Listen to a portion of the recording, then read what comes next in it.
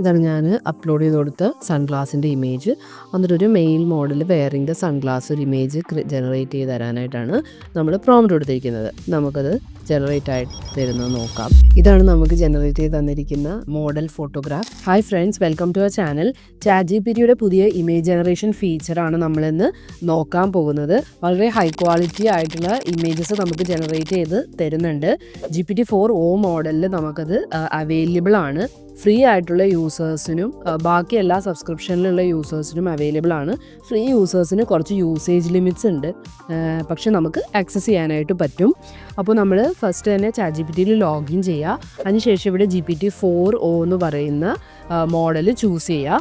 അപ്പോൾ ഇവിടെ നമ്മൾക്ക് ഈ ഐക്കൺ ക്ലിക്ക് ചെയ്ത് കഴിയുമ്പോൾ ഇവിടെ ക്രിയേറ്റ് ഇമേജ് അപ്ഡേറ്റഡ് എന്ന് പറയുന്നത് കാണാൻ പറ്റും. ഇതിൽ ക്ലിക്ക് ചെയ്തിട്ട് നമുക്ക് ഇമേജസ് ജനറേറ്റ് ചെയ്യാനായിട്ട് പറ്റും. അപ്പോൾ നമുക്കൊന്ന് ട്രൈ ചെയ്ത് നോക്കാം. അപ്പോൾ നമ്മൾ ജനറേറ്റ് ചെയ്യുന്ന ഇമേജുകളുടെ ക്വാളിറ്റി എന്ന് പറയുന്നത് നമ്മൾ കൊടുക്കുന്ന പ്രോംപ്റ്റ് അനുസരിച്ച് ഇരിക്കും.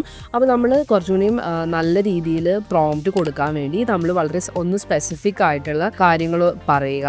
അതുപോലെ തന്നെ മോർ ഡീറ്റെയിൽസ് നമുക്ക് എന്തൊക്കെ ഇൻക്ലൂഡ് ചെയ്യാൻ പറ്റുമോ അതൊക്കെ ഇൻക്ലൂഡ് ചെയ്യുക. ഫോർ എക്സാമ്പിൾ കളേഴ്സിനെ കുറിച്ച്, അതിൻ്റെ സറൗണ്ടിങ്സിനെ കുറിച്ച്, അല്ലെങ്കിൽ അത് എന്ത് കാര്യങ്ങൾ ചെയ്യണം എന്നുള്ളതിനെ കുറിച്ച് സ്പെസിഫൈ ചെയ്യാം.